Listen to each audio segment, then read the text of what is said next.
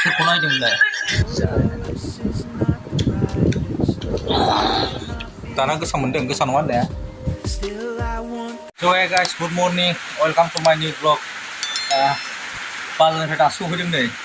आलासि फैगासिनो दङ अखा थिंग्रिं जाबोजोब्बाय बे लामा गेजेराव हास'बायना अखायानो हाना नागारखाबायमोन नै अखा हागासिनो दं थामाम सिजाबोजोब्बाय थिंग्रिं सिजोब्बाय नै फैनाबो जाग्रोनांसिगोन फुगारग्रोनांसिगोन गांखायनोसै आं दासो फैदों बोरमा बेदर ओमफ्राय ना दाउ बेदर लाबोबाय स्प्राइट एसे माबाबाय गारस्लायखांबाय आंनो फुगारनानै ओमफ्राय नै फांखाया एसे फोरानस्रोबाय गिसि दै गलाय एसे दे ओंखार आं थुनोसैब्रा एबार एक नांगौ दा एका ओरै होबानो जायोना दाउआ मारै मोननांगौ फिफा बायनायसो दा मोनायाव मोनगोन दाउ होसोगोन मानसिखौनो नागिरनोबा मोनो नैबे फिसासो खालामनांगौथ' बावदों दाउआबो जासिनाय ए एक केजि बारनाय दंमोन बेसेबां 70 थाखा फवालाय 70 थाखाबावसो नों आधा केजि बारा दंखायो ना औ 3 फवा दं बोरमा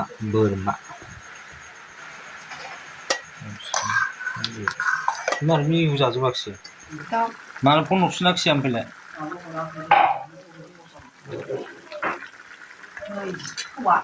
नाखौहाय फ्रायबो खालामसै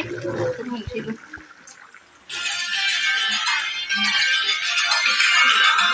सोरखौ नायदोंमोनलाय राघव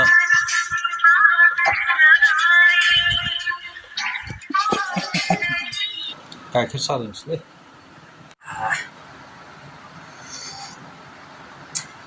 गरम बोरमाया आधा केजि माबा खादोंमोन संखांखाबाय आरो नै लाबोबावबाय 3 फवा संफिनबावनांसिगौ आरो बेखौ जेसबार गोदाफैद' बोरमाया गोदाफैद' दे गोदाद' गोदा संखानो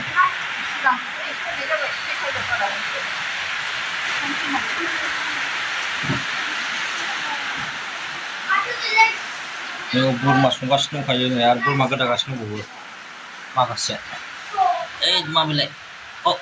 ना रुनाय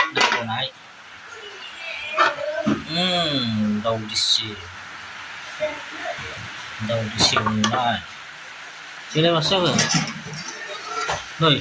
सबायाबो मोनबायबो सबाय ओंख्रिया मोनबाय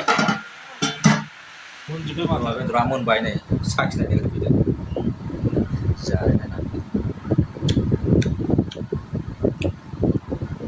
बाबा जुन्दानिफ्राय जानो हागोन खाना जानो आलासिया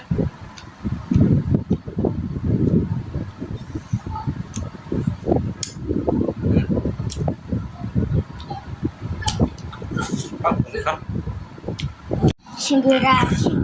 गोथाव सिंगोरा दारांसैदो नोङो आं दौसै बानलु गोसासोलै गोसा नङा गोसा जायाखै माथो बेखौ जादो न'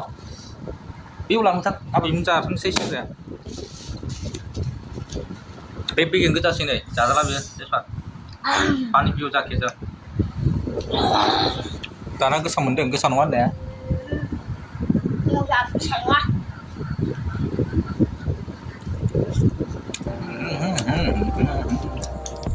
भिडिअखौ आं दासो इडिट खालामखांबाय ओमफ्राय